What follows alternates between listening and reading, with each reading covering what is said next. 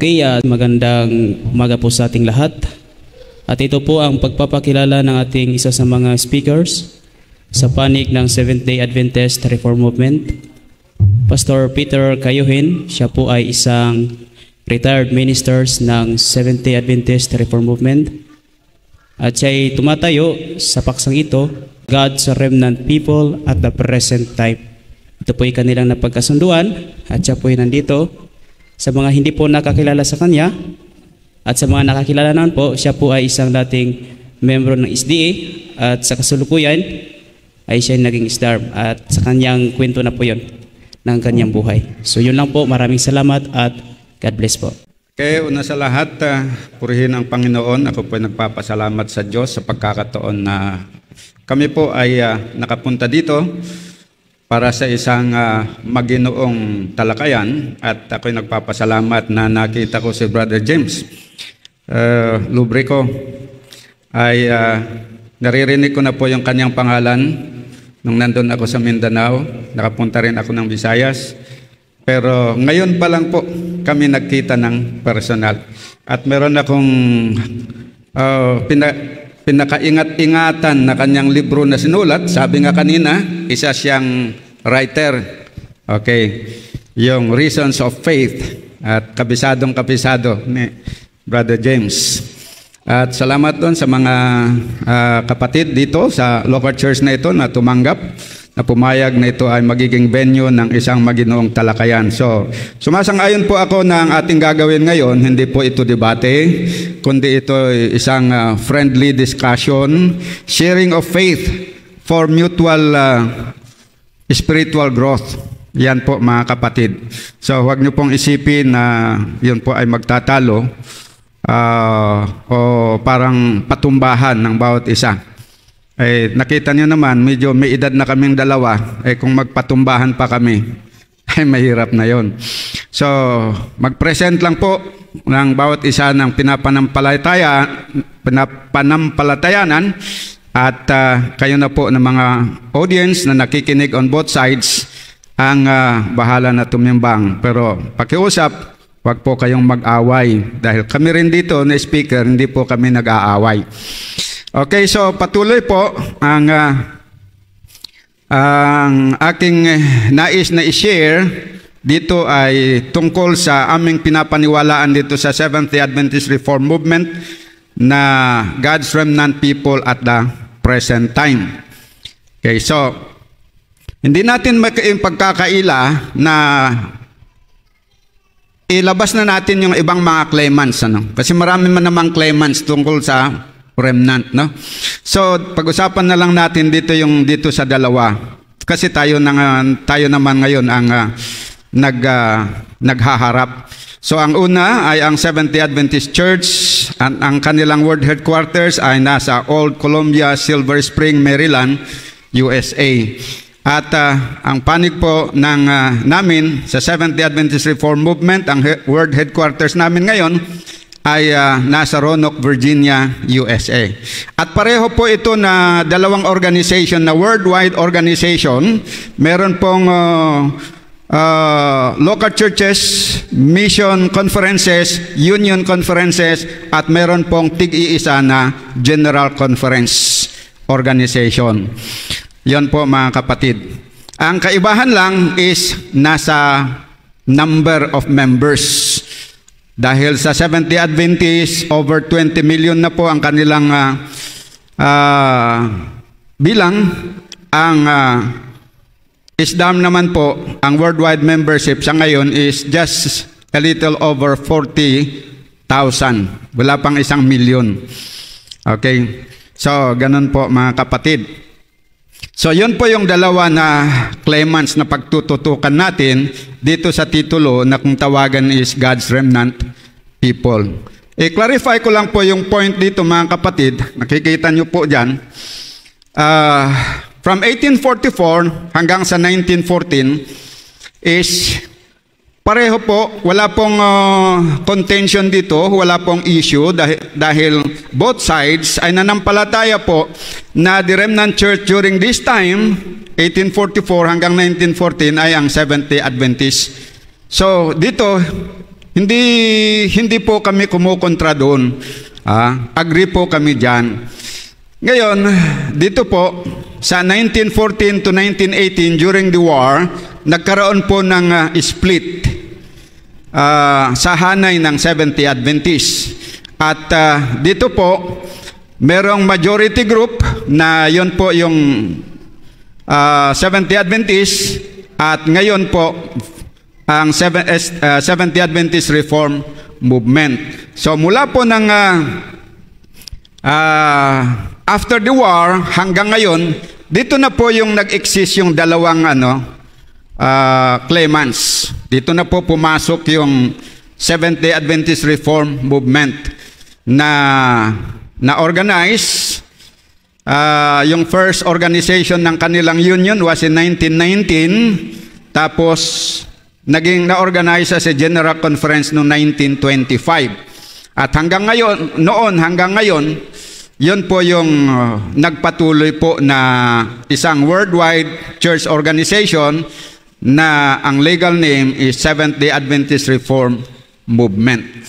So yan po, dito lang po tayo ang nagdi-discuss. So may dalawa na claimants dito, ang SDA at saka ISDARM.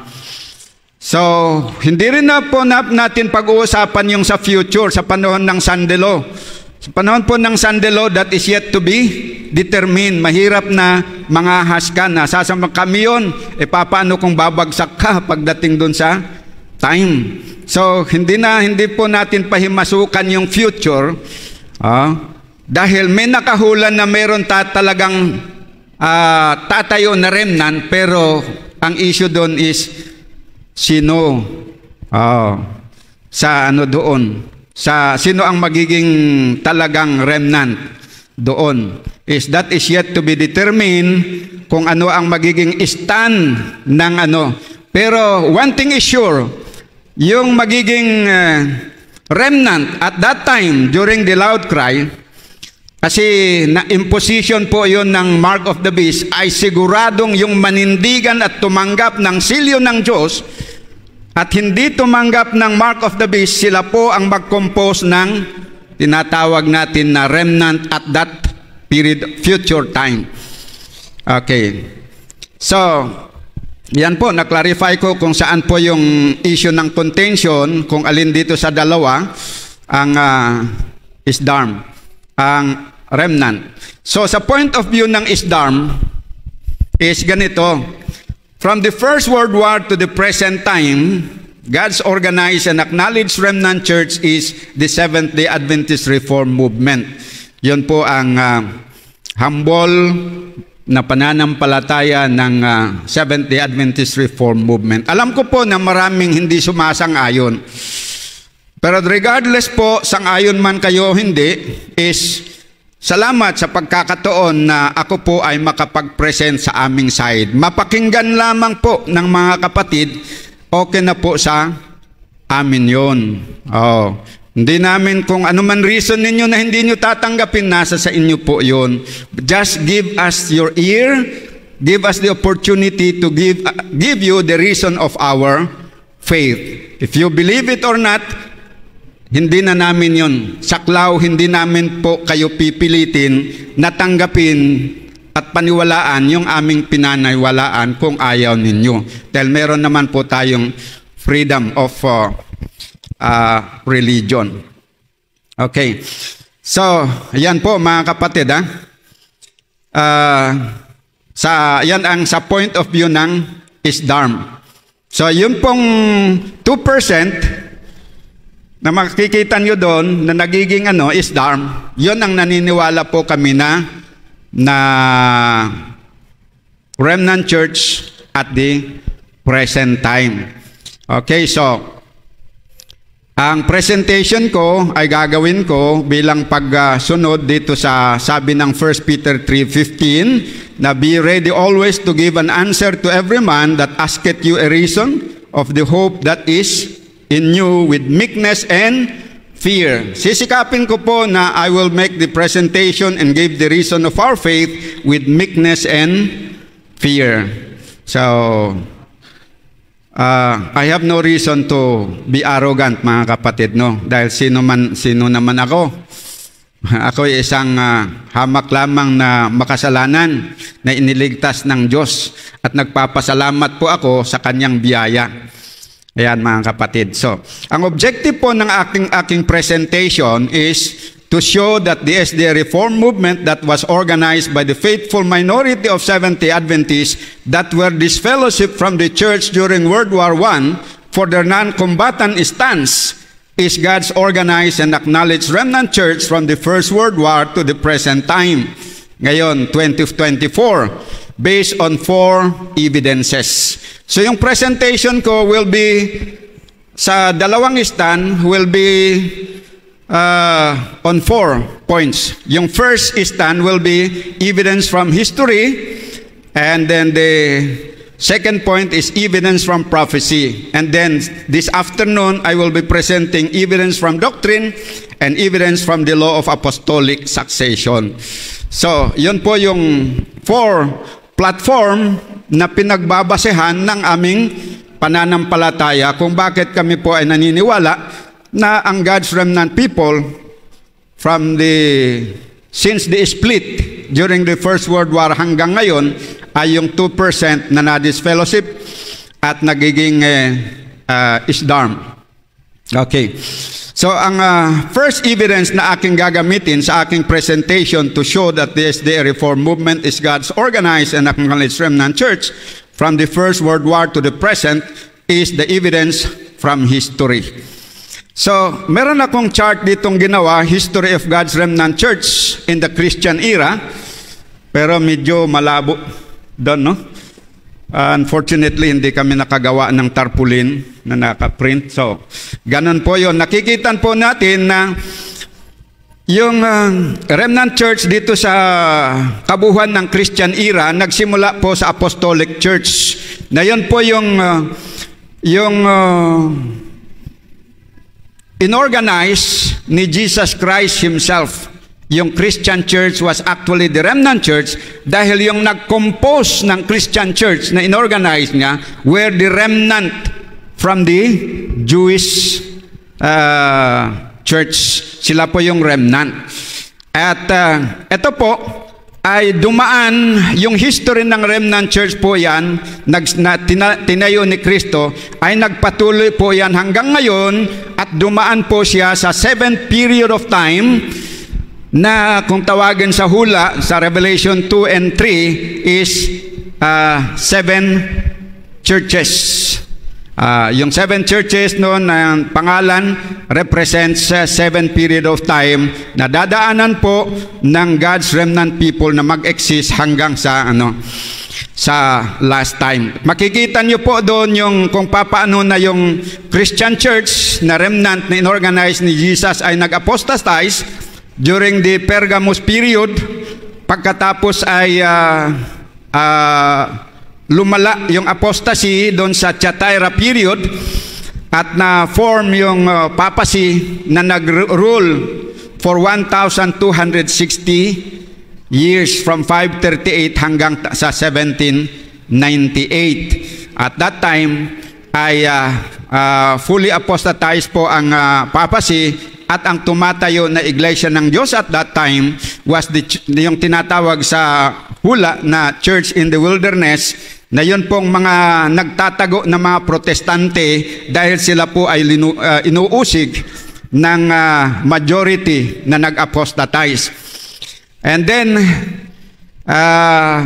yun pong, so nabuo yung Protestant church at that time, mga kapatid, and then, noong period po ng Sardis, from 1798 hanggang sa 1833, mga kapatid, ay nagkaroon ng spiritual declension ang church. Ito, alam na alam nito ni Pastor James dahil mukhang major niya ang history. So alam niya, magkaroon po ng spiritual declension hanggang dumating po doon sa period ng Philadelphia. Mula ng 1833 hanggang 1844, nagkaroon po ng moral fall ang Protestant churches doon, at yon ay dineclare ng second angel's message noong summer of 1844, kaya nagkaroon po ng separation. Meron pong general apostasy in the Protestant churches, kaya yung tinatawag na Babylon is fallen, pero meron pong remnant na humiwalay doon sa grupo. At ayon po sa Great Controversy, sinasabi in the summer of 1844, about 50,000 withdraw from the Protestant churches in America. And then sila po yung tumayo na remnant. Unfortunately, pagdating po ng October 22, 1844, there was a great disappointment dahil hindi po dumating si Jesus Christ at marami po ang nawalan ng pag-asa at bumalik sa mundo. But there was a handful of people, remnant na natira, and they will receive light, na sila po ang nagpatuloy at sila po yung nangaral at dumami din po yung kanilang bilang, and then sila po yung nag-compose ng Seventh-day Adventist Church na na-organize beginning from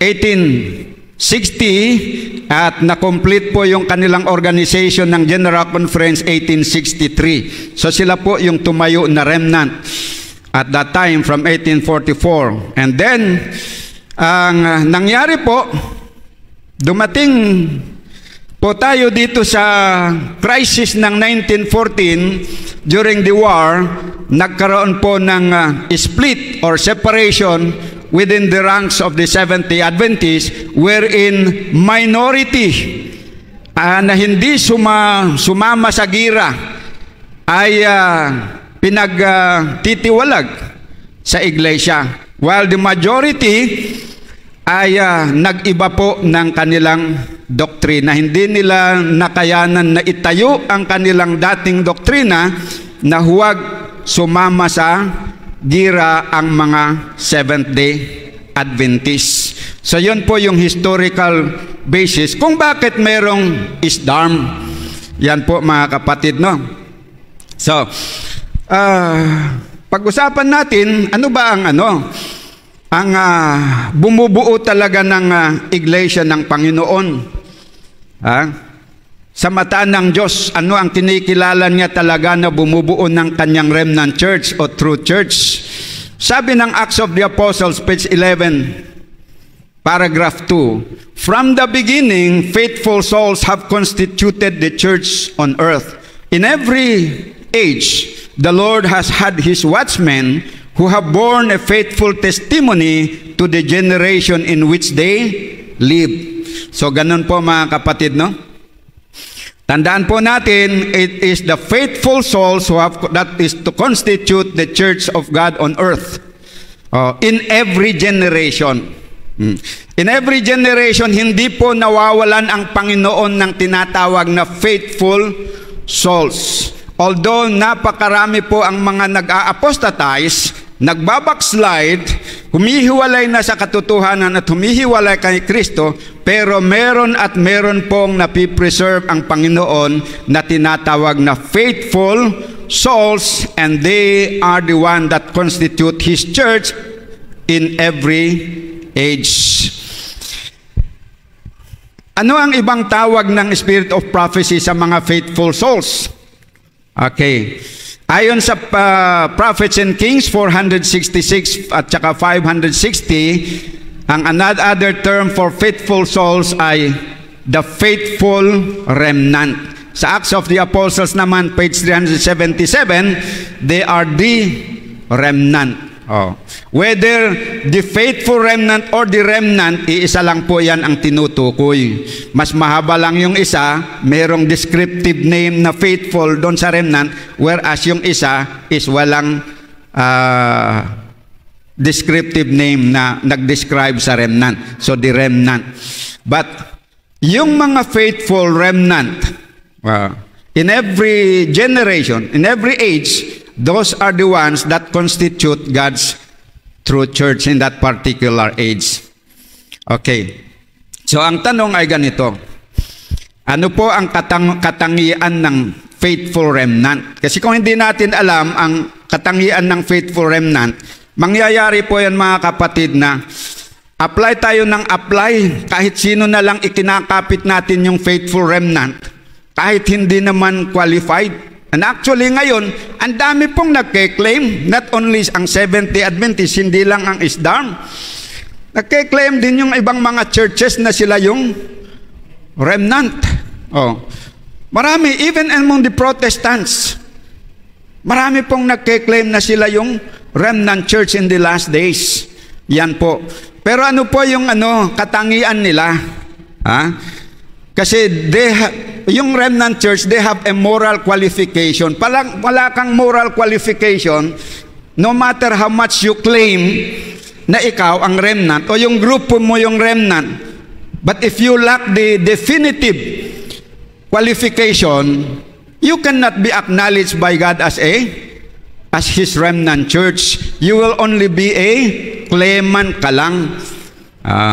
It is one thing to claim, it is another thing to prove your claim. Ganon po yun, mga kapatid. So, sabi ng Early Writings, page 66, said the angel, the little remnant who love God and keep His commandments and are faithful to the end will enjoy this glory and ever be in the presence of Jesus and sing with the holy angels. So yan po yung katangian ng remnant. They love God and keep His commandments. Ano po ang relationship ng loving God at saka keeping His commandments? Hindi po lahat ng nagkikip ng commandments ay acceptable din sa harapan ng Panginoon. Merong mga, they are trying to keep the commandments like the Jews, pero ang layunin nila, ang motive nila ay hindi dahil sa mahal nila ang Diyos, kundi they are trying to earn salvation or eternal life. Ay hindi po yan. Hindi po yan acceptable sa Panginoon. Pero pag nagkikip ng commandment because they love God, yan po ang nagugustuhan ng Panginoon. Kaya sabi nga ni Kristo, if you love me, you keep my commandments. So yun po, dapat na yung pag-keep ng commandments should be an outward expression of your inner love for God. Yung heartfelt love mo sa Panginoon. Pagka ganon, then you have the moral qualification to be called the remnant. Otherwise, kung wala yun, hindi ka maging qualified no matter how much you claim. So, ngayon, doon po sa pinakita ko kanina, noong ang SDA, di ba, remnant from 1844, ang Seventh-day Adventist. Pero pagdating po ng crisis noong 1914 to 18, na-split yung dalawa. Ang tanong dito, nung na-split, sino doon sa dalawa na grupo ang faithful? Sino sa dalawa doon ang faithful? Kung sino ang faithful sa kanila, doon sa faithful na nagmamahal sa Diyos at sumusunod sa kanyang kautusan, doon po dapat ikapit yung salitang remnant sa kanila.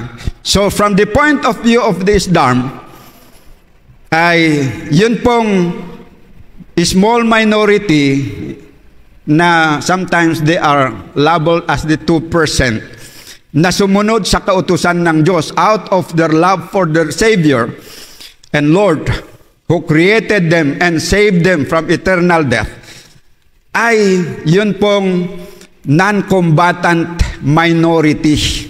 Yun po yung remnant at that time. So yan po yung point of view namin. Okay, ang historical evidence na gagamitin ko to prove my point is dito po sa isang press release na sa isang German newspaper na kung saan yung mga leaders ng Adventist may nagbigay ng explanation.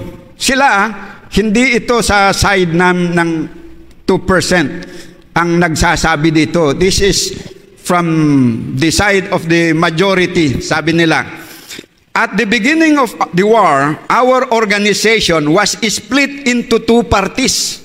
Historical yan? Historical event. Hindi na natin ito ma-deny because that is a historical reality. Nangyari po yun. Sabi ng mga Adventists, our organization was split in two parties. Kailan? At the beginning of the war. Anong war? Yung First World War. As 98% of our membership came to the conviction that they are duty-bound by conscience to defend the country with weapons, also on Sabbath days. And this position was unanimously endorsed by the leadership. 2%, however, did not submit to this resolution and therefore had to be disfellowship. So, merong 2% na hindi sumang-ayon doon sa resolution na in-endorse ng majority na they have to defend their country with weapons. Kaya naman hindi sumang-ayon itong minority, yung 2%, dahil if you defend the country with weapons, yung literal weapons, that is a violation of the 6th commandment. And if you do it even on Sabbath, you are violating the 4th commandment. Kaya ayaw po nila. At ang nangyari sa kanila, sila po ay pinag-uusig and they were what? Without mercy, they were disfellowship from the church. And many times nangyari po without even due process. Yan mga kapatid po ang nangyari. So, ang 98% ay nagkaroon ng conviction to defend their country with weapons even on Sabbath and thus transgressing God's law. But the 2% chose not to transgress. Sorry, medyo kulang. Chose not to transgress but instead obey God's law. Kaya sila ang dapat tawagin nga faithful remnant. So, yun po yung historical evidence na pinagbabasehan namin. Because historically, sila yung nag-defend sa law of God. Ang katangian naman ng remnant, they love God and keep the commandment. Ngayon, kung mag-claim ako na yung grupo ko, halimbawa meron akong grupo, I claim that we are the remnant, pero we are transgressing the commandment. I'm just only claiming, but I don't have the moral qualification to be called that one. Pero yung 2%, they have the moral qualification because historically, sila po yung dumipensa sa pangalan ng Panginoon at nagtanggol sa kanyang kautusan, sumunod kahit po sila ay inuusig. Okay. Sa number 2, ito po. Evidence number 2, in another newspaper, the leadership again made this explanation. In the beginning of the war, there were some members, as there are also in other places, who did not want to take part in war service. Tignan nyo ano po ang sinasabi dito? There were some members, that means minority lang sa mga members. Members of what?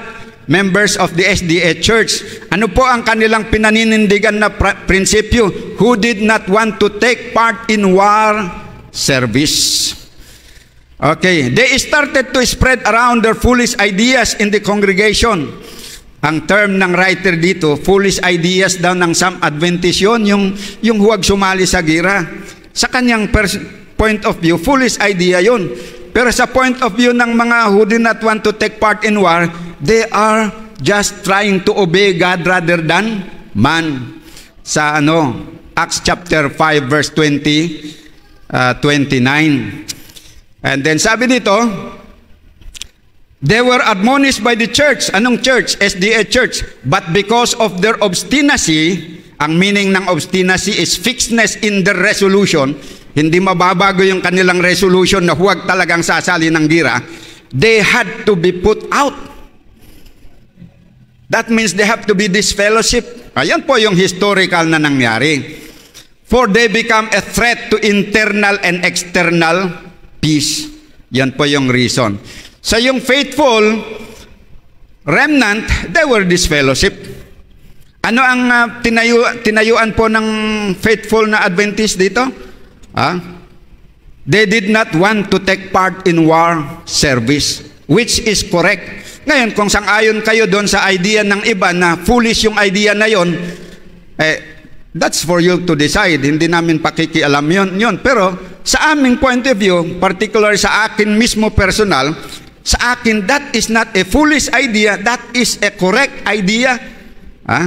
At yon ang gusto ng Panginoon, yung huwag kang sasama sa gira. Dahil kung sasama ka, papatay ka ng kapwa-tao mo, magkakasala ka talaga, walang love. Yan po mga kapatid. So yon ang 7 na evidence, historical evidence na yung na-disfellowship na 2%, dito hindi binigay yung percentage, pero sa other references na bigay 2%. They are the one who defended the truth, and for that matter, sila yung merong moral qualification to inherit the title given to the pioneers as the remnant church. Okay, evidence number 2, ito pong mga itong mga na-disfellowship na ito, sila yung nagiging pioneers ng Seventh-day Adventist Reform Movement. Ito po sa Adventist Review Online. This was in 2014 by Dennis Kaiser, reporting from Friedenau, Germany. Yung occasion na ito, nagkaroon po ng centennial celebration ng war. Kasi 1914 to 2014, 214, yun, 100 years. There was a celebration, centennial celebration.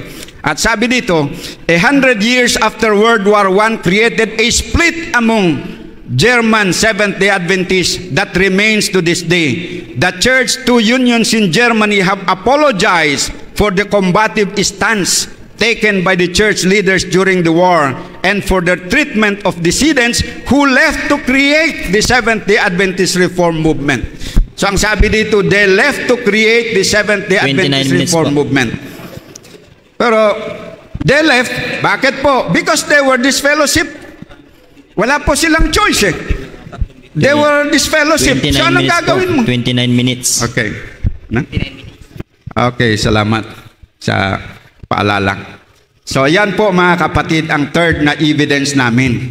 Ayon dito sa dokumento na ito, which is acknowledged even by the Seventh-day Adventists, ang nasa tama noong First World War ay itong mga minority na who left to create the Seventh-day Adventist Reform Movement because they were disfellowship. Bakit sila ang tama?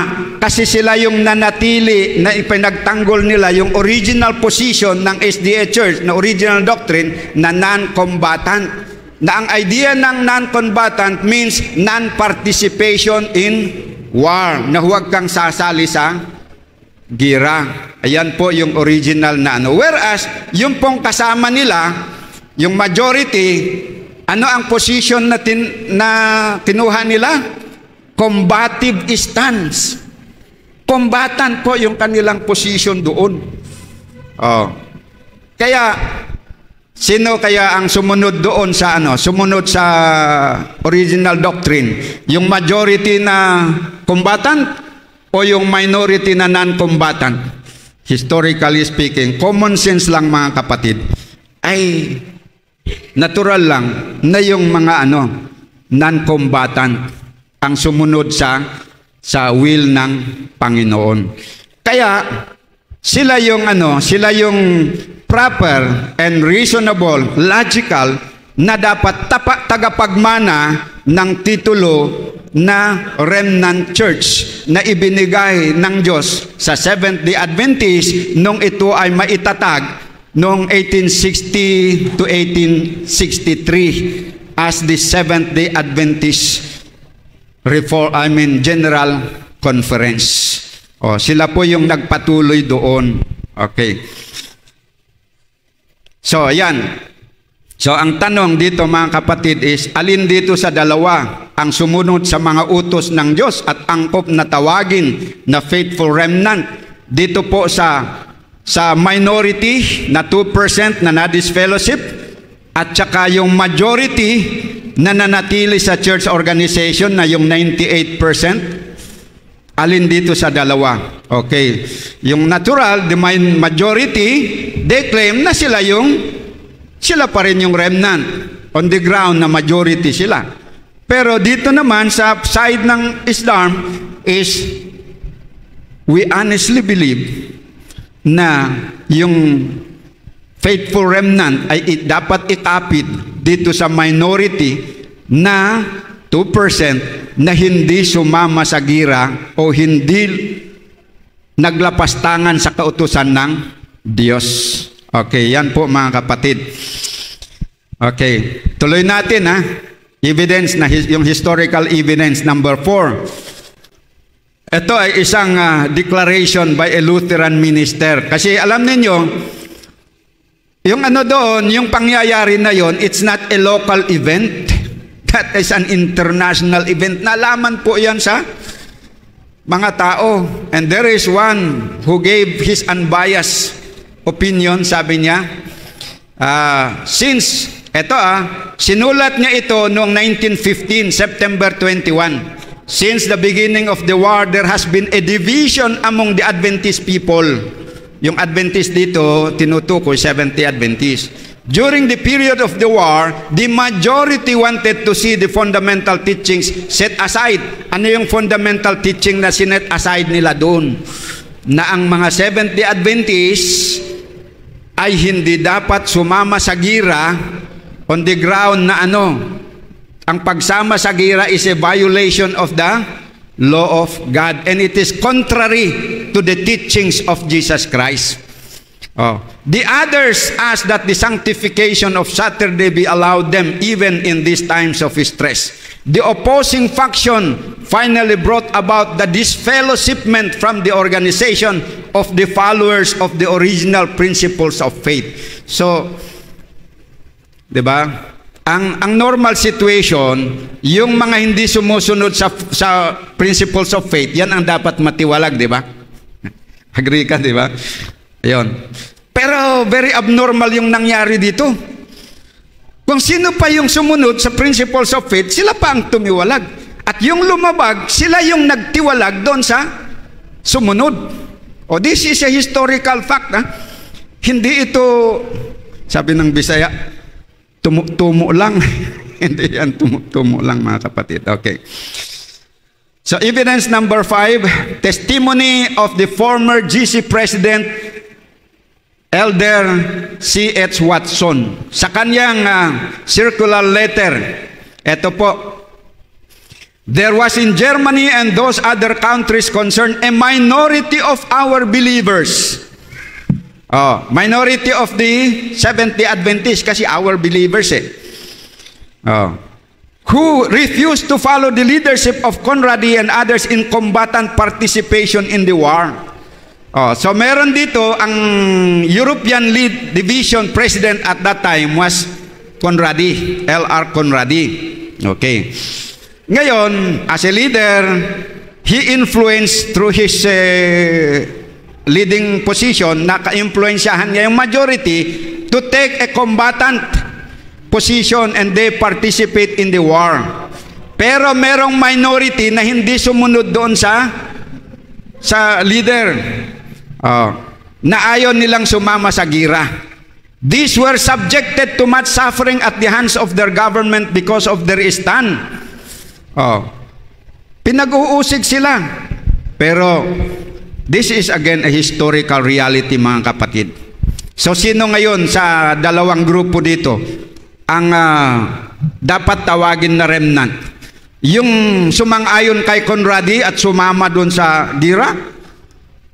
O yung mga minority na ayaw sumama sa gira? Kayo din po ang mag-decide niyan. But for us, in our conviction na talagang ang remnant doon ay yung mga hindi sumama sa gira. Okay. And then sabi, the resistance of the minority to military service threatened to compromise the whole body of Adventists in the eyes of the German government, and to avoid this, Conradi had the minority disfellowship from the church. Acknowledge ito yan. There is no way na we deny this historical reality. Kahit yung mga leaders natin, they acknowledge na talagang yan. They were disfellowship for the wrong reason. Yan po mga kapatid. So, sila po yung faithful na remnant. Okay. So much for that kasi wala na tayong time. There are more more evidence to present. Pero 20 minutes. okay. I-compare ko na lang po dito, yung nangyari po nung 1914 ay parehas lang po dun sa nangyari sa Jewish church nung nandito si Kristo. Alam po natin na for a long period of time, the Jews were the acknowledged church of God at that time. They were the acknowledged people of God. For a long time, the Lord bear with their stubbornness, their constant apostasy. Ayon. Pero pagdating ni Jesus Christ, nung dumating po siya, nagkaroon po ng separation. Nagkaroon ng separation of the faithful Jews from the Jewish church. Bakit? Alam niyo po kung babasahin niyo ng John chapter 9, yung mga Jewish leaders at the time of Christ, nagiging bigoted. Alam niyo po yung bigoted? Yung hindi nila matolerate yung mga kasama nila na hindi sumasang-ayon sa kanila. Nagiging bigot sila, mga kapatid. And they made a decision na whoever will confess that Jesus is the Christ must be put out of the synagogue. At meron pong na-put out. And because of that decision, we understand na hindi lang yung blind man na pinagaling ni Jesus and na-put out of the synagogue for that. Dahil marami pong mga naniwala. While majority rejected Jesus as the Messiah, there were a remnant na naniwala. And out of that remnant, na faithful na minority, Christ gathered them and established them as a new organization. Yan po. Kaya, during that time, nagkaroon, after ng 34 AD, nung nag-expire na yung 70 weeks granted to the Jewish nation, na meron ng visible na dalawang organization, yung minority organization ng mga faithful na tumanggap kay Christ at saka yung majority organization ng mga Jews na nag-reject kay Christ. Ang tanong, saan ikakapit yung remnant? Malinaw po sa Bible and Spirit of Prophecy na yung remnant ay hindi yung majority kundi yung minority na tumanggap kay Jesus Christ. So, yan po ang sabi ng John chapter 1 verse 11 and 12. He came to his own country, but his own people did not receive him. However, my remnant, some however did receive him and believe in him. So he gave them the right to become God's children. Yan po.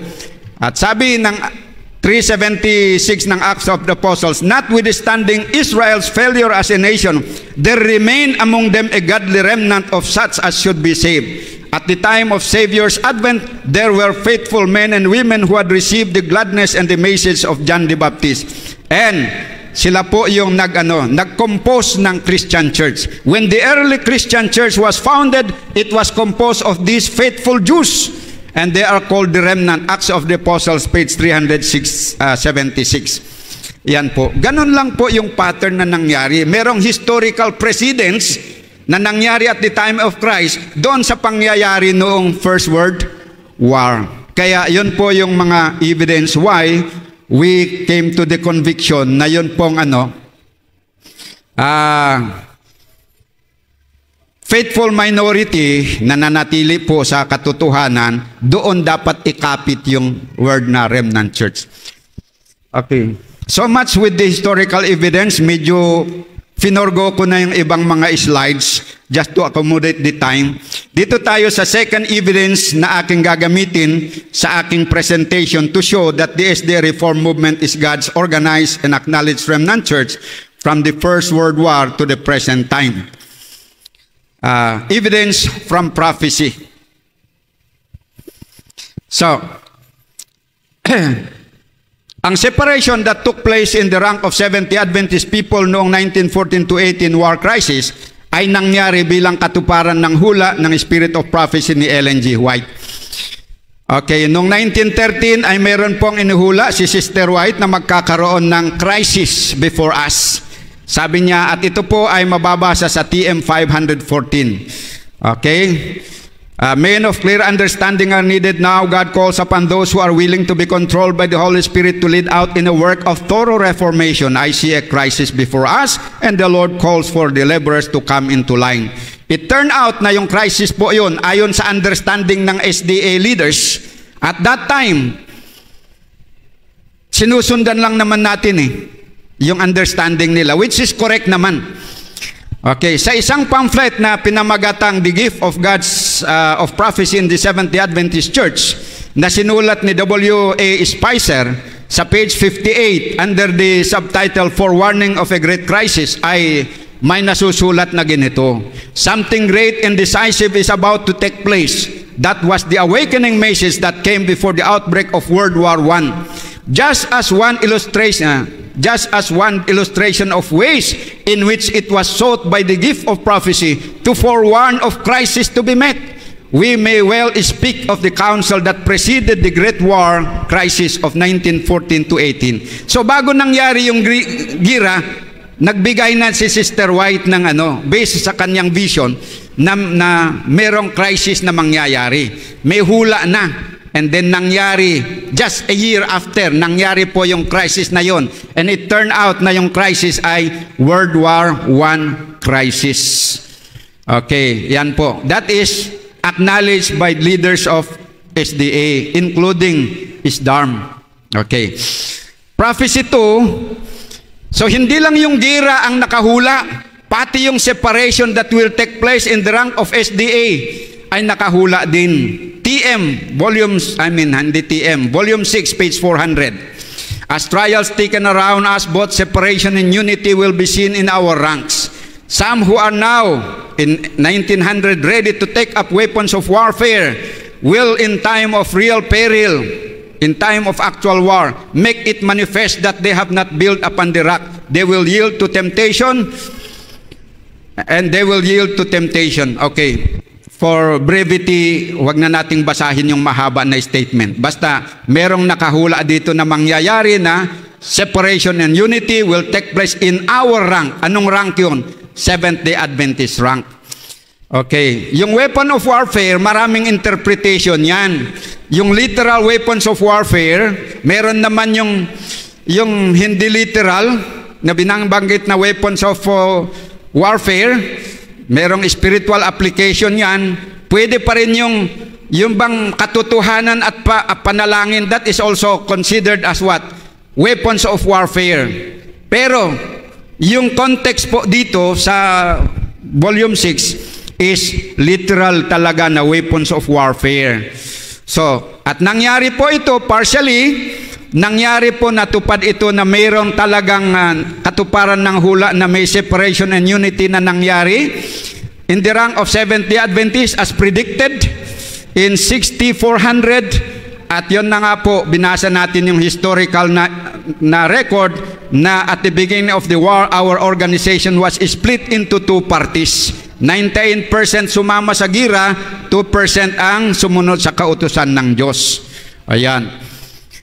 Ngayon, so yun po, patuloy natin. Point 3, ang paglitaw ng SDA Reform Movement during 1914 to 18 war crisis was also a fulfillment of prophecy din. So nakahula po yung gira, natupad, 1914. Nakahula na may separation, natupad, 1914. Nakahula din na may lilitaw na reformatory movement, natupad din sa 1914. Okay.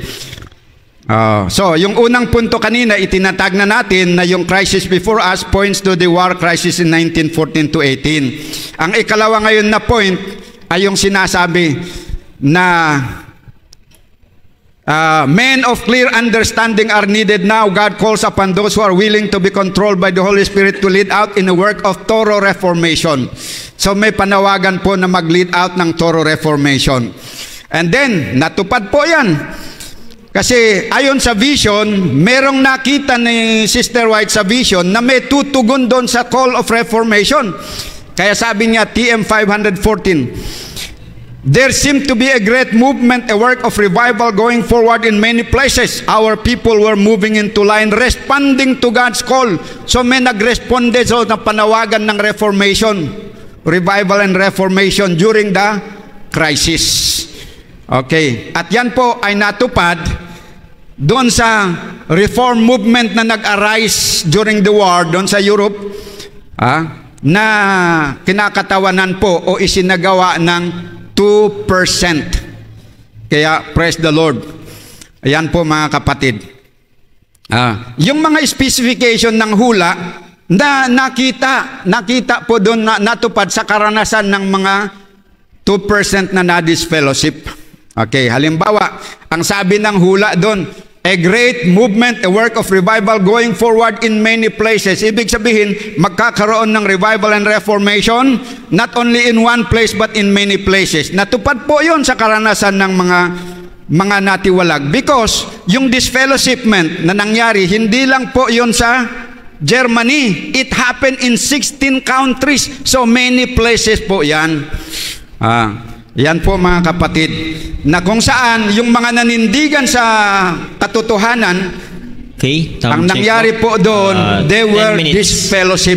And this happens during the duration of the war in 6 countries. Ayon sa history mga kapatid, 10 minutes. Tignan po natin ayon sa history,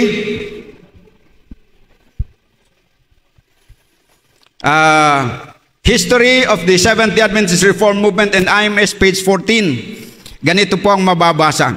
Those who were disfellowship from the church because they would not condone the new stand of participation in war were not found only in Germany. In 16 countries in Europe, the brethren had the same experience. The names of the countries where this problem existed and where members were excluded from the Seventh-day Adventist Church are Austria, Bulgaria, Czechoslovakia, Denmark, Estonia, France, Germany, Great Britain, Holland, Hungary, Poland, Romania, Russia, Sweden, Switzerland, and Yugoslavia. Yan po as far as the experience ng mga reformers noon. Kaya nga may record po ang history ng ISDARM na merong mga natiwalag dito sa 16 countries na ito, and then they became the pioneers of the Seventh-day Adventist Reform Movement. Okay. At dahil sila yung nanindigan sa katotohanan, nagtanggol sa kautusan ng Diyos, kaya naniwala kami na sila yung merong moral qualification to stand as God's remnant people after the split. Okay. Okay, second reason, sabi po dito, in-specify ng hula doon na our people were moving into line responding to God's call. Ito, identification mark ito kung sino. Kasi pag sinabing our people, this is not referring to some reformers in the Catholic Church, reformers in the Protestant churches. These are reformers saan? In the Seventh-day Adventist Church. And true to that mga kapatid, kasi our people, alangan naman sasabihin ni Sister White, our people, tapos magaganap sa Catholic Church. Hindi. Ito dapat manggaling, itong reformatory movement must come within the Seventh-day Adventist Church. At yung reform movement na nangyari po noon during the First World War, talagang naganap po within the Seventh-day Adventist Church, ayon sa hula. At ang nangyari, sila po mga members talaga yan ng Seventh-day Adventist Church. Kaya po, meron ako ditong record po doon sa kanilang protest na yung kanilang sinubmit. There were several protests na sinubmit nila sa leadership sa Europe, and including nakarating po doon sa Amerika noong 1922 doon sa General Conference. Sabi na, we Seventh-day Adventists protest this and this and this and that. Nagpo-protest sila doon sa mga nakita nila na hindi tama na nangyari. They are Seventh-day Adventists po, yung mga pioneers ng ISDARM. So, kung galing sa SDA, kung galing sa Protestant o sa Pentecostal, hindi pwedeng katuparan ng hula, dahil yung hula dapat maganap, our people were moving into line. Anong ibig sabihin ng moving into line? Yung line po doon mga kapatid, hindi po yung literal na pila, napipila ka dyan sa jeep. Yung line na tinutukoy po doon is the line of truth that made the Seventh-day Adventist people what they are. Yan po mga kapatid, sa sinabi sa volume 6, Testimonies for the Church, page 17. No line of truth that has made the Seventh-day Adventist people what they are is to be weakened. We have the old landmarks of truth, experience, and duty, and we are to stand firmly in defense of our principles in full view of the Word. So, anong line po yun? Katotohanan. So, anong ibig sabihin ng hula na our people were moving into line, responding to God's call? Ibig sabihin, ayon sa hula, na may mga Adventists during that crisis na talagang they will align their life with the truth. They will be defending the truth that has made the Seventh-day Adventists what we are. Otherwise, kung walang magdidepensa during crisis, bagsak ang whole church. Ay, hindi papayagan ng Panginoon yon na babagsak dahil nakasulat, God will ever preserve for Him a remnant. Kaya kahit bumagsak po ang majority, pero there was a remnant po na nagdepensa sa katotohanan. Nakahula po yon. And this ay natupad po eksakto sa karanasan ng mga pioneers ng ISDARM. So sila po ang gumanap sa katotohanan. 5 minutes. Okay, salamat. Okay. So natupad po ang hula sa karanasan ng ISDARM pioneers. Kaya sabi ko dito, ang bahagi po ng hulang ito na sinasabi na our people were coming into line, responding to God's call, ay eksaktong natupad sa karanasan ng mga pioneers ng ISDARM sapagkat sa panahon ng war crisis noong 1914 to 18, sila ay hindi lamang basta sumunod sa mga line of truth that has made the Seventh-day Adventist people what they are, tulad ng hindi pagsali sa gira at hindi pag-work sa araw ng Sabat according to God's commandment, but they also stood firmly in defense of our principles in full view of the Word. Ayan, at yan po ang record, since the beginning of the war, there has been a division among the Adventist people. During the duration of the war, the majority wanted to see the fundamental teachings set aside. Pero there are others na ayaw pumayag na maiset aside yung principles. Dinipensahan po nila yun. Kaya sila yung remnant na yun, mga kapatid, at that time. So, kami, na new generations ngayon, hindi pa kami naipanganak noon. Ako, hindi pa ako nakapanganak noon. Pero nagpapasalamat ako na may tumayo doon. Kami na lang, umanib na lang kami dito sa grupo na ito. Ganon lang po yon. Kagaya lang ng ginawa ni Pablo, umanib lang po siya doon sa organized na remnant. Kasi nahuli ang conversion niya, kaya umanib na lang siya. At saka yung mga Christians na nahikayat through the preaching of the gospel to the word, nung nahikayat sila, umanib lang po sila doon sa faithful remnant na inorganize ni Jesus Christ. So yung mga sinasabi ko ngayon na members dito is over 40,000 lamang po worldwide.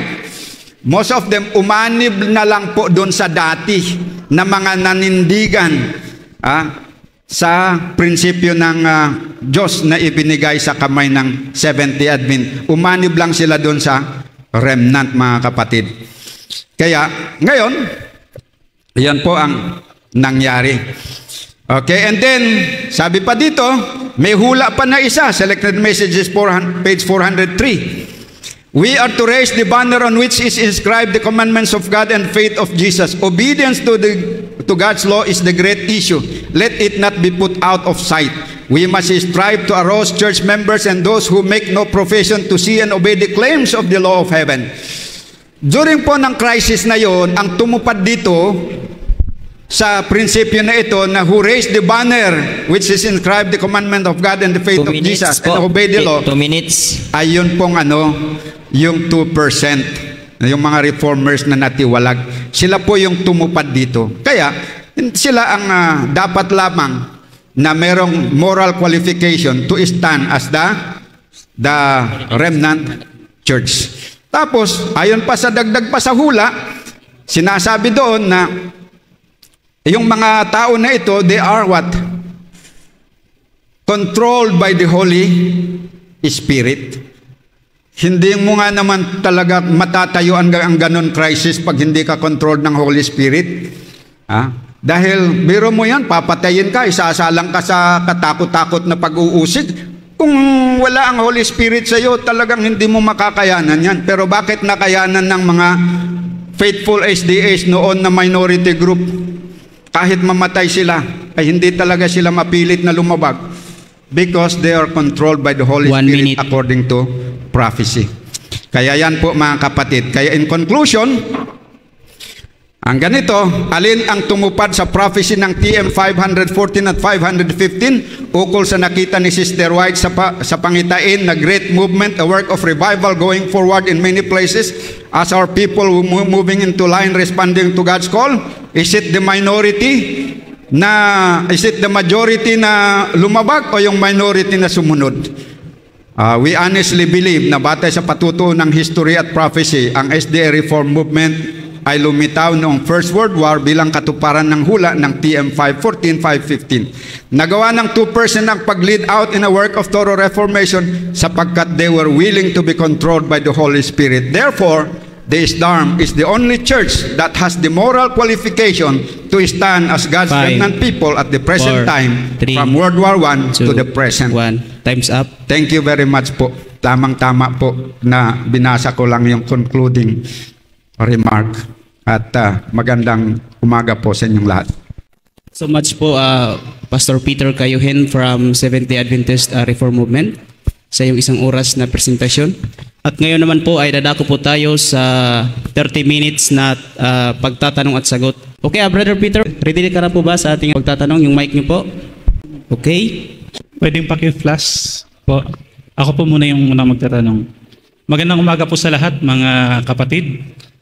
Ngayon pong umaga ay napakinggan ko po kanina yung presentation ng ating kapatid na nagkaroon ng split at yung pangalan ng church ngayon ay Seventh-day Adventist Reform Movement. Okay, sabi po ni Ellen G. White, yung ibinigay na pangalan ng Panginoon sa kanya bilang propeta ay Seventh-day Adventist. May nakasulat ba sa sulat ni Ellen G. White na gagawin ng Seventh-day Adventist Reform Movement yung pangalan ng remnant? Kung pwede, request ko pa kung wala, meron, bakit?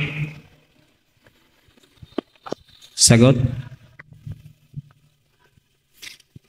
So nakasulat, ayon doon na sabi, we are Seventh-day Adventists. Yun po yung pinagkasunuan noong 1860, noong first conference ay ma-organize. Nagpulong po sila and they voted na ang pangalan na gagamitin nila ay Seventh-day Adventist instead of Church of God, Church of Christ na mga general terms, ano? Alam niyan ni Pastor, historical evidence yun, no? Ang tanong is, yun, okay, yun ay, yung premise kasi kanina ay sinabi na yung pangalan na yun ay binigay ng Panginoon.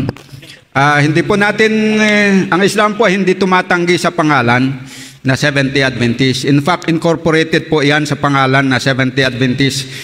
Yung pong pangalan namin is Seventh-day Adventist. Dinugtungan lang po ng Reform Movement dahil kung hindi namin dudugtungan, siguradong gagamitin ang trademark law para ihabla kami ng Seventh-day Adventist dahil bawal po yan sa batas ng ano doon. But we are Seventh-day Adventist. Kung babasahin niyo po yan, hindi namin tinanggihan yon. Ang tanong mo kanina, meron bang sinabi Sister White na babaguhin yung pangalan o dudugtungan o ano?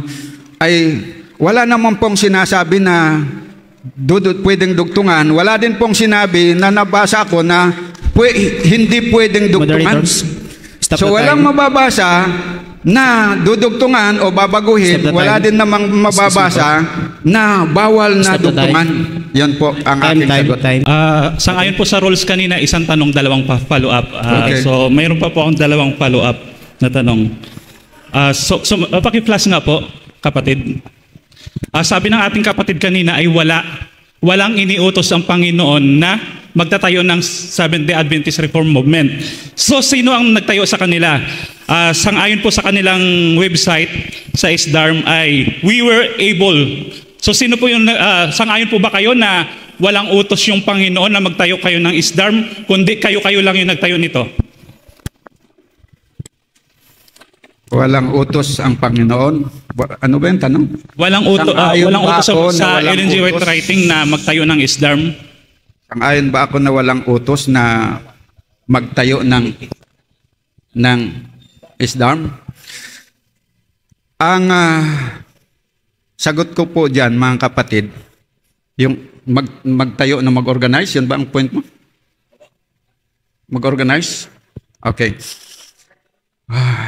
Ganito po, mga kapatid, ang mga pioneers ng Seventh-day Adventist Reform Movement ay nakaalam po sila sa kalooban ng Diyos na inihayag niya kay Sister White na kailangan po ang church organization.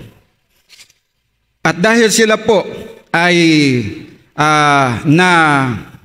na disfellowship na nga po doon, pero sila naman po yung nanindigan na disfellowship sila, sinunod lang po nila yung naintindihan nilang kalooban ng Diyos na ang bayan ng Diyos dapat mag-organize. Kaya nagsimula sila sa pag-organize, nagsimula sa local churches until nakapag-organize ng mission, nakapag-organize ng hanggang sa General Conference. At ginawa po nila yun dahil sa pangunawa nila doon sa kalooban ng Diyos na sinasabi niya kay Sister White nga, ang bayan ng Diyos dapat mag-organize. Kailangan po ang organization. Kaya, yun po ang basihan nila, brother. Kung wala sana yung instruction na yun, edi mangyari na parang sarili nila. Pero meron po silang, binase po nila yung kanilang action doon sa instruction ng Panginoon na ang kanyang bayan nangangailangan ng organization. And since sila po ay natiwalag doon sa dati nilang organization, so they have to follow the will of God and organize. Okay, thank you po sa sagot. So walang utos ang Panginoon na magtayo ng ISDARM. Iyon ay pag-unawa nyo lang na hindi rin utos ng Panginoon, kasi sabi sa Testimonies volume 9 page 261, para magtayo ng organization kailangan ay approve ng itinalaga ng Panginoon. So ngayon yung pagkaunawa ng mga kapatid nun ng ISDARM, hindi siya ayon sa pagkaunawa na itinuturo ng Spirit of Prophecy. Sang-ayon po ba kayo? Moderator, clarification lang po, kasi yung tanong ko kasi nakadepende doon sa sa sulat ni so kinlarify ko lang para masabi ko yung tanong ko based sa sa sagot ni Brother Peter. Okay. Side comment. Ano po yung point pero of order okay lang po, sa kabila? Ito, dahil ito naman ay maginoong talakayan. Ako hindi ako masyadong stricto. Irespeto ko. Pagbigyan po natin yung kanyang kagustuhan. Meron lang siyang gusto kasing point na idiin. So let it be. Yung pagdidiin mo yon, accepted yon. Okay, granted na po. So, Brother Peter, granted na po. Sige, resume the time. Sige bro, magtanong ka po. Okay. Okay, tanong po kapatid. Sa Revelation chapter 12 verse 17, nailagay na doon na ang remnant sa hula ay ang Seventh-day Adventist Church. Di ba po? At naisabi na ng Panginoon na ang Seventh-day Adventist Church talaga yung remnant. Mayroon bang nakasabi doon sa Revelation 12:17 na magkaroon pa ng another remnant?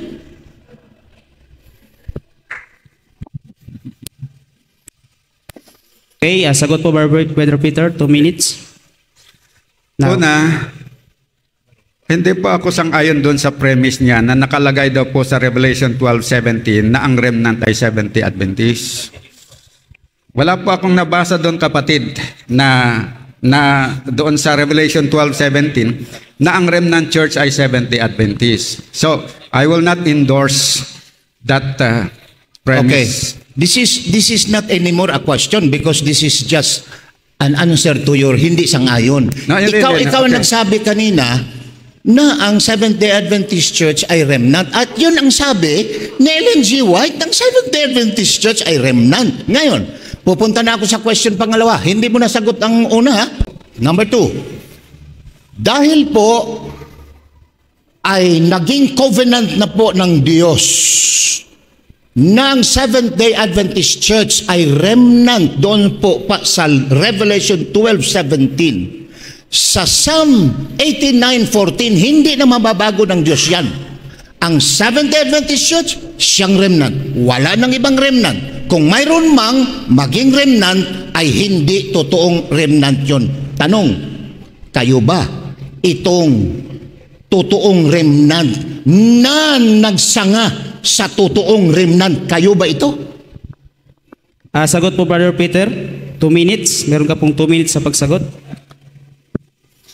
Ang tanong niya, kami daw ba ang totoong remnant na nagsanga sa totoong remnant?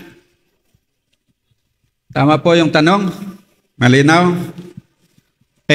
Pinaliwanag ko nga po dun sa aking presentation na ganun na nga po talaga ang nangyari. Kasi ito po, sa Seventh-day Adventist po yan nanggaling Di naman galing sa Katoliko ang ISDARM Dito naman talaga nanggaling sa SDA. So ito yung nagpatuloy doon sa, yung remnant na SDA, itong 2%, ito ang nagpatuloy doon. Sa position na remnant na yun. Kagaya lang ng sinabi ni Pablo sa Romans chapter 11, has God cast out His people? Sabi niya, hindi, because I am also from the tribe of Israel, from the tribe of Benjamin. Israel din ako. Kaya hindi niya kinas out, kasi Israel siya nananampalataya naman. Ganon din ang Islam, Seventh-day Adventist yun. Dinugtungan lang yung reform to be distinguished from you para hindi nyo kami ihabla. Yan po ang totoo niyan. Otherwise, kakasuhan ninyo kami. Gagamitin nyo ang trademark law para kasuhan kami. So yun po ang dahilan doon. Okay, last. Pangatlo na ito. Okay, last question. Pangatlo ano? Okay. Pangalawang follow-up yan. Kapatid, medyo hindi Stop tumama the pa rin time. sa tanong. Stop the time. Pero ito, ang pangatlo, Okay, sige. itong sa Revelation 12:17, na talagang Seventh-day Adventist talaga ang remnant. Ngayon ay nagkaroon ng sanga. Ang dami-dami ninyong nagsabi na kayo rin ang sanga. Ang dami-dami. Mga reform, mayroong iba pa, dami. Isa na kayo. Ilan ba ang remnant? O itong mga remnant ba ay talagang mga rebellious sa totoong remnant? Ito ba ang remnant na nagsanga sa totoong remnant ay mga rebellious talaga? Hindi talaga sila totoo. Sagot. Okay, 2 minutes po, Brother Peter. Sagot po. Hindi ko maintindihan yung Nakakalito Stop yung the time. kanyang tanong. Hindi naintindihan, ulitin ko. Okay, moderator's Ulitin time. ko. Ulitin ko. Clarification. Kasi Ano hindi po daw kayo? naintindihan. Sa Revelation ay, 12:17, may totoong remnant ang Seventh-day Adventist Church. Okay? Okay. Ngayon, maraming nagsabi na sila'y remnant din. Isa na kayo noon. Okay, So, umpisa ilan muna. ba ang remnant? Ito bang mga remnant ito na nagsanga sa totoong remnant? Ay mga rebellious talaga ito dahil ayaw magpasakop sa totoong remnant? Kasi ang pinagbasihan ninyo yung World War.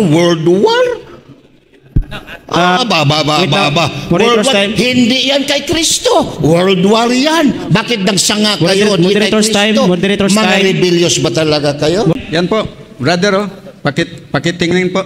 Sino nagtatanong kanina? Ayun. Okay. Okay. Thank you very much sa tanong mo, ha? Pusa yata. Okay. Try nyo lang po. Kung pusa ba nagbabasa yan? Yan po, yung sinasabi ko po yan, yung remnant na Seventh-day Adventist, kung titignan nyo doon sa chart, yun na po, ipinagpatuloy lang po ng minority, nagpatuloy lang po doon sa pagiging remnant. Kasi SDA nga sila, nanatiling SDA, nanatiling tapat sa katotohanan, kaya yun, tinuloy lang nila yun. Na sila yung Seventh-day Adventist. Ayun. Yun po yung nangyari sa history. Okay. Ngayon, kung ayaw mong tanggapin, nasa inyo yung brother. Pero ganun po yung anay. Okay, meron pa pong magtatanong. Tama na po yung sa kanya. 3 na po. Okay, sige, thank you. Tinanong kayo kanina kung kayo ay galing sa remnant. Tapos kiniklaim nyo na kayo ay remnant. At ang sabi nyo, ganun na nga. Ngayon, meron akong gustong ipakita sa screen. Pwede ba natin ipakita to?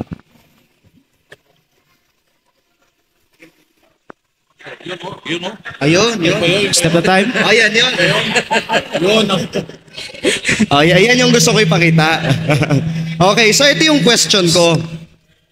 Kasi tinanong kayo kanina kung kayong remnant ay galing din sa remnant. Ang sabi kasi dito, will God cast away His people because some in the church are losing out in their experience, permitting the spirit of the word to alienate them from God and from the truth? Will the Lord raise up another people to carry the great reform message for this day and generation to the world?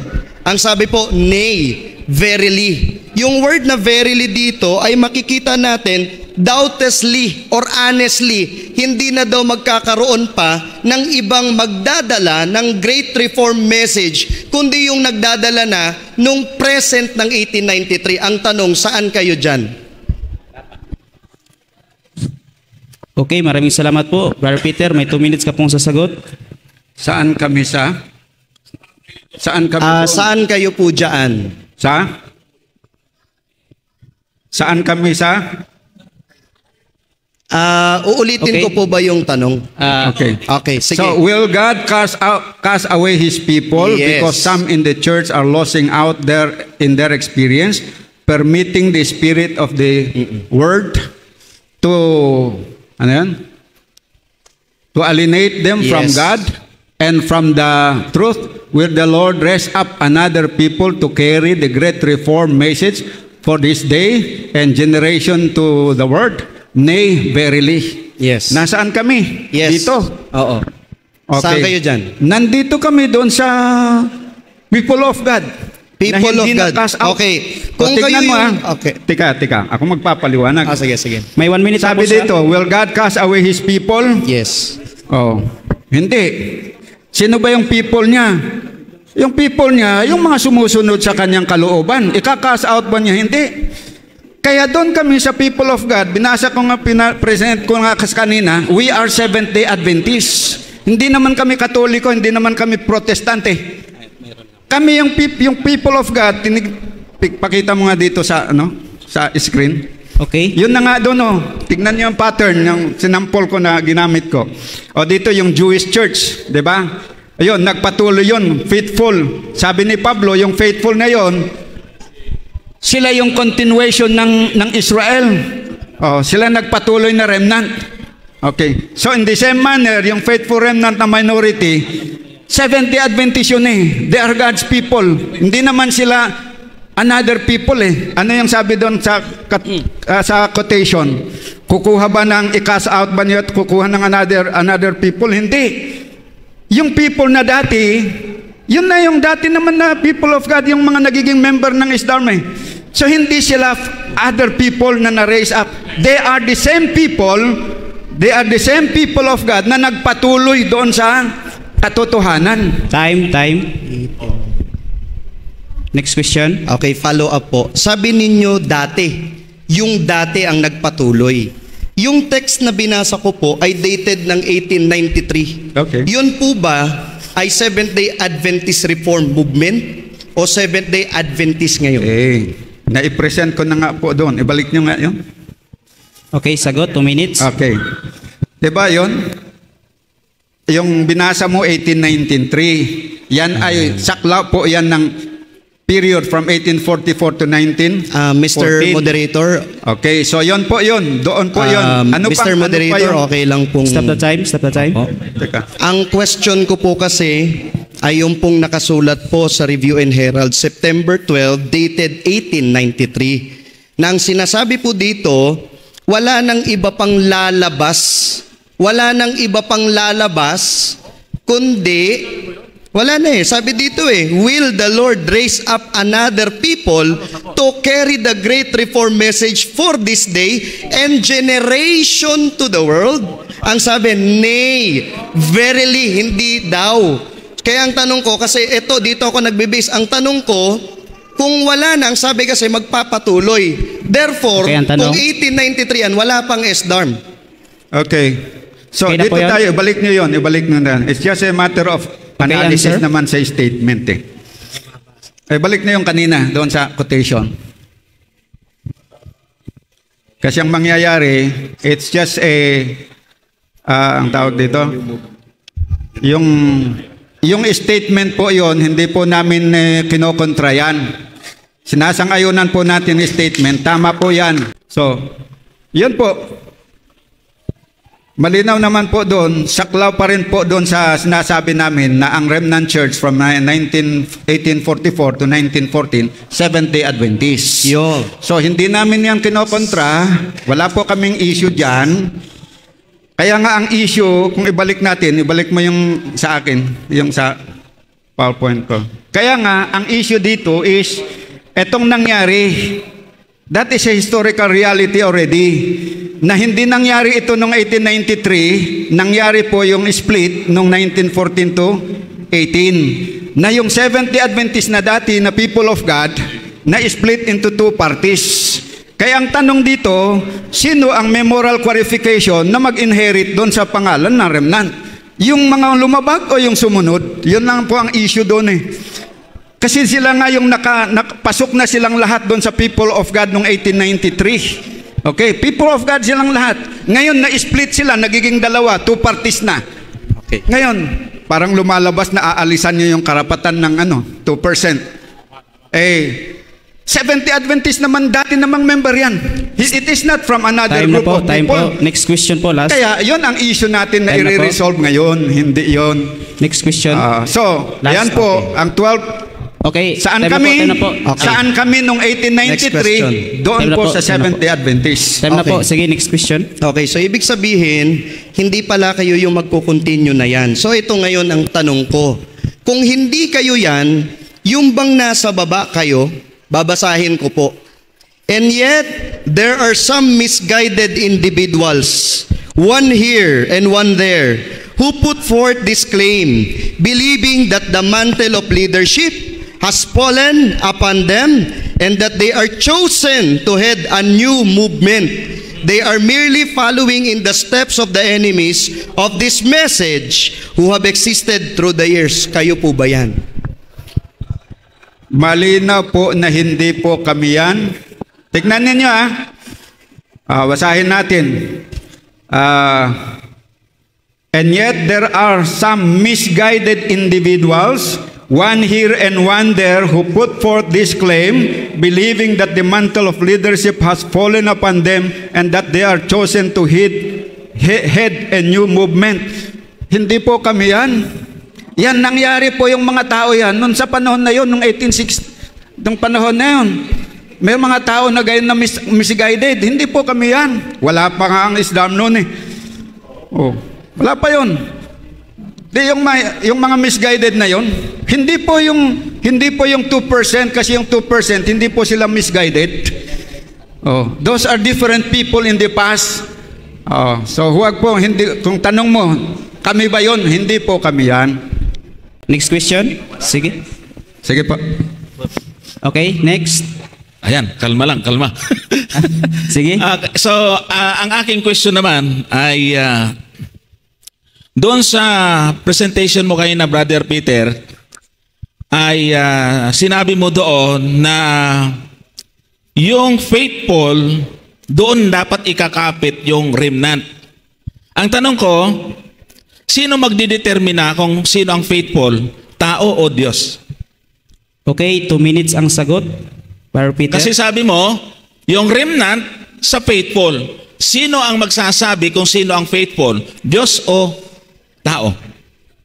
Sino ang magdidetermine kung sino ang faithful at ano doon at unfaithful? Oo, kung sino ang magsasabi dapat nun, Diyos o tayo? Okay. Sagot.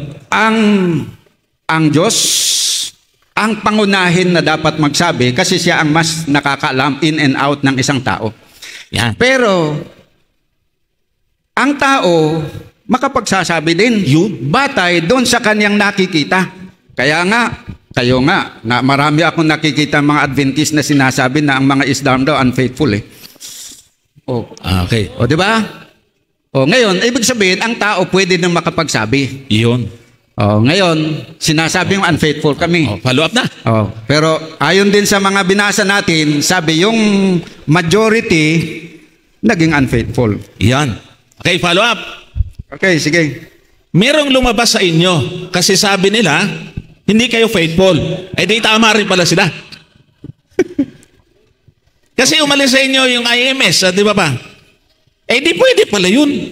At pwede sila pala tayong maniwala sa kanila na hindi rin kayo faithful. Okay. So, may lumabas sa amin. Sabing hindi kami faithful. Oo, kaya umalis eh. Totoo yun. Pwede ba yun? Pwede, karapatan po yan. Hindi namin pinagbabawalan ang karapatan 10 ng minutes. tao na magbigay ng kanyang conviction. No? Hindi namin mapagbabawalan kahit kayo. Nirespeto ng karapatan nyo. Pwede nyo kaming tawagin na unfaithful. Pwedeng tawagin ng IMS kami na unfaithful. Pwedeng tawagin ng Katolik kami na unfaithful. Pero, naniniwala kaming kay faithful. Ang ginagawa namin is ipinapasa Diyos namin, ang Diyos ang mas higit na mag-decide kung totoo yung sabi nilang unfaithful kami, mananagot kami. Pero kung pagdating ng judgment, God will vindicate us, ay di sila ngayon ang mali. So pagdating doon, hindi namin aalisan ng karapatan ang sino man na magsabi na kami ay unfaithful. Maging kayo, pero huwag niyo rin kaming alisan ng karapatan. Oh, sabihin din namin na yung naman. grupo niyo ang unfaithful. Iyo, salamat. Okay, next Wala naman question. kami ganun. Ito lang tayo. Okay, Oh. a last question. Lahat po ba ng ISDARM faithful? Okay po. Sagot po, Brother Peter. Lahat po ba ng ISDARM ay faithful? Yan din ang hindi ko masasabi, brother, na lahat. Pero, common sense sa akin, no, is because the church is still a church militant. Hindi pa naman church triumphant. So, hindi po pwedeng mangahas na sasabihin na lahat ay unfaithful o faithful. In like manner na kayo din, aywan ko kung kayo ay very presumptuous na sasabihin na lahat kayo sa SDA ay faithful. Pero kami, we are not that presumptuous to claim na lahat ng member ng ISDARM ay faithful. Okay, yan po. Klaruhon ko po, i-clarify ko yan ha. We are not so arrogant and presumptuous to claim na lahat ng members ng ISDARM ay faithful. Ang ipinangangaral lang namin na sana lahat ng mga ISDARM ay maging faithful o tumayo, mabuhay as a faithful Christians. Yan po ang aming doon. Pero we do not guarantee na everybody is faithful, brother. Ha? Okay, next question. 7 minutes pa po. Okay. So base po doon sa sinabi nyo kanina, yung Remnant Church mula 1844 hanggang 1914 walang problema. So naniniwala po kayo doon, ano po? Hanggang 1914 walang problema. Mula 1844. Sabi nyo po kanina hanggang Okay. 1914. Nandun yun sa chart nyo kanina. Tignan ko ha. Oo, pwede nyo po I-verify i-replay. natin ha kung tama yung... Okay. Aha, yun po ang Yan ba sinabi nyo kanina. Oh. Yung sabi ko, Kauna-unahang note ko yung... Ayan oh. The Remnant Church during this time was the Seventh-day Adventist. Anong time yon? Ayan nga. 1844 To 1914. to 19... 14. Okay, di tama po yung premise ko. Ano ho? Okay. So, 1844 to 1914, walang problema. Ang SDA Church, Remnant Church. Tapos sabi nyo, later bago kayo magtapos, na hindi hapayagan ng Diyos na bumagsak ang church. Alin po yung church na binabanggit nyo? Yung Seventh-day Adventist Church noong 1844 hanggang 1914 o yung kayo? Okay. Okay, sagot. Yun pong yung sinasabi ko, I am referring to the Church of God na nag-exist on this earth na I'm not specifying the Seventh-day Adventist church doon. Kasi ang church ng Panginoon, hindi lang naman ito I am speaking in general terms na ang church ng Panginoon, ang premise ko kanina kung nabasa niyo, God has a church in every age. Faithful souls constituted the church of Christ in Mr. every Moderator, age. Ngayon, pwede sabi bang- ko, nag-undergo yan ng ng apostasy and separation, but God has always preserved a remnant to serve Him. Yun po yung point na dinadrive ko doon. Ibig sabihin, magkaroon man ng apostasy, meron at merong tatayo na magpapatuloy doon sa tamang pagsimba at paglilingkod sa Diyos. Yun po yung aking Clarification po. Okay, clarification. Ito panibago, hindi ito clarification. Okay, so yung 1844 nyo na church dyan, ay hindi yan particular sa Seventh-day Adventist? Kasi ang point ng question ko, 1844 hanggang 1914. Hindi po yung mula kay Adan hanggang... Okay. Okay, Brother Peter, meron po ba kayong counter? Okay, sige ha. Tignan mo po yung chart ko sa una. Okay, sagot. Sinimulan ko doon sa church na establish. Yan po yung premise ko. Na yung church na remnant church noon na itinayo ni Kristo. 5 minutes.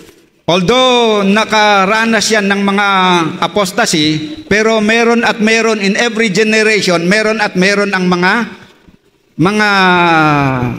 faithful ones na matitira.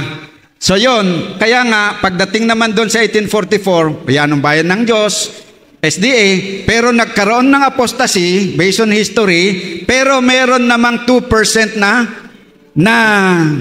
hindi sumama doon sa apostasy sa pagsama sa gira. Yun po ang point. So sige. So ang sabi niyo po kasi, nagbabase lang ako sa inyong sinabi. Sabi niyo hindi hahayaan ng Diyos na bumagsak. May mga umalis pero hindi hahayaan ng Diyos na bumagsak ang church. So anong church yung sinasabi niyong hindi hahayaan ng Diyos na bumagsak? May mga umalis pero hindi hahayaan ng Diyos. Saan sila alis kung wala naman silang aalisan? Na sinabi mong church na hindi babagsak. Okay, So ano yung church? Sino yung church na hindi babagsak na may mga umalis? Okay, 2 minutes. Sagot. Ang point of question ko yung Okay, hindi babagsak time. na church na inalisan ng 2%. Okay, sagot. Medyo nasisilip ko yung punto ni kapatid. Bahala na po kayong Kaya nga, manilip. Dinadala ko nga kayo doon. Yung sinasabi ko namang church, yung true church of God, dito sa mundo yung sinasabi ko, na hindi hahayaan ng Diyos na babagsak. But I'm not talking about organization, na yung organization di babagsak. God's church, composed of the faithful ones. Hindi yan babagsak. Tignan nyo, merong mula sa period of Ephesus, di ba merong yung sa Jewish church, may bumagsak. Pero may remnant na nagpatuloy. Okay, yun ang naging Christian church. Pagdating ng Pergamos period, may apostasy. Pero hindi naman 100% lahat nag-apostatize, merong remnant. Okay, yung nagpatuloy, Christian church. Tapos, doon, yung mga nakakita doon sa apostasy ng papacy, umalis sila, nag-separate sila. Okay, so sila ngayon ang nag-compose ng Church of God. Pagdating ngayon, di ba, in-explain ko kanina, pagdating ng period ng Philadelphia, okay, na-fall yung Protestant churches, pero may remnant na natira. Sila yung nagpatuloy at yun ang nagiging Seventh-day Adventist. Okay, majority naman nung 1914 nag-apostatize, pero meron ding natira. Yun yung ibig kong sabihin doon, na in every age, meron talagang tagapagtanggol ang Diyos ng katotohanan. 2 minutes. Yan po. Next. Okay, so last question. Sige po, dahil walang pakialaman ng sagot. Pwede bang paki-flash nga nito? Paano ba? Okay, stop the time. Ito po yung tanong.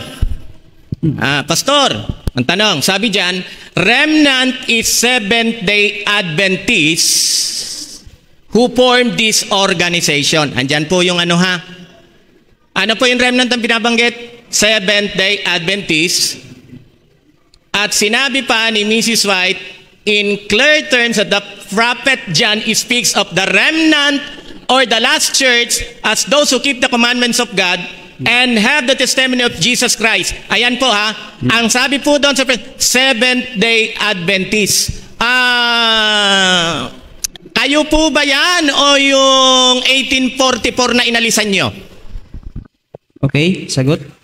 Yung sinasabi dyan sa volume 6 na sabi niyo doon na nakasulat, malinaw naman po yung present ko dyan eh. Yan ay saklaw po doon sa 1844 hanggang 1914 na Seventh-day Adventist ang Church of God yon. Di ba yan? Di ba malinaw sa iyo yan? So, anong taon yan? O kung sabihin mo nga 1863, di pasok doon na ang church doon ay Seventh-day Adventist. Di pasok. Ang pinag-uusapan natin doon, kasi wala namang kaming issue doon, kung yung Seventh-day Adventist ba, noong time ni Sister White na yan ay remnant o Church of God, tanggap po namin yun. Ang pinag-uusapan nga natin dito, after the split, dito sa dalawang grupo na ito ang bone of contention na pag-uusapan natin. Sino ang nagpatuloy doon sa line of truth that made them Seventh-day Adventists? Because if you are faithful to the line of truth, that will make you Seventh-day Adventist. Hindi yung claim mo, kahit sabihin mong Seventh-day Adventist ka, kung wala naman sa'yo, hindi ka man faithful sa line of truth. Your claim will only be false. Time po. Okay, thank you so much po mga kiliw naming taga-subaybay.